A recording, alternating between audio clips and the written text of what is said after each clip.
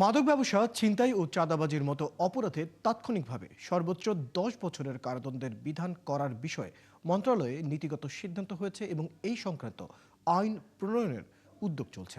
শুক্রবার মোহাম্মদপুরের town hall সভায় প্রাথমিক ও গণশিক্ষা প্রতিমন্ত্রী ববি হাজ্জাজ এসব কথা বলেন। তিনি আরও বলেন, মোহাম্মদপুরের নিরাপত্তা জোরদারে দ্রুতই কমিউনিটি পুলিশিং ব্যবস্থা চালু করা হবে। অপরাধপ্রবণ এলাকাগুলোতে ৭৫০রও বেশি সিসি ক্যামেরা স্থাপনের কাজ চলছে বলেও জানান প্রতিমন্ত্রী। নিজের সংসদীয় এলাকার সেবার মানোন্নয়ন ও আইন শৃঙ্খলা পরিস্থিতির উন্নতিতে স্থানীয় বাসিন্দাদের সহযোগিতা চান ববি হাজ্জাজ। সভায় ঢাকা ১৩ আসনের বিভিন্ন ওয়ার্ডের বাসিন্দারা অংশ নেন। পাশাপাশি ডিএনসিসি, ডিএমপি, তিতাস গ্যাস, ওয়াসা, ফায়ার সার্ভিস সহ সেবা প্রদানকারী প্রতিষ্ঠানের কর্মকর্তারাও উপস্থিত ছিলেন।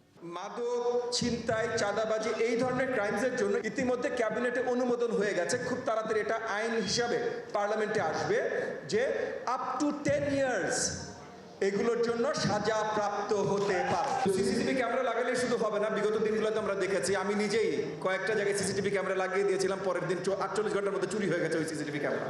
সো এই জায়গায় কমিউনিটি পুলিশিং এর দরকার আছে। আমরা 750 সিসিটিভি ক্যামেরা লাগালাম সরকারের পক্ষ থেকে, দুই একটা চোর চুরটা বড় লোক হলো, এটার জন্য তো আমরা লাগাবো না। সো সেই জায়গা থেকে কমিউনিটি পুলিশিংটা বড়ভাবে তৈরি করতে হবে।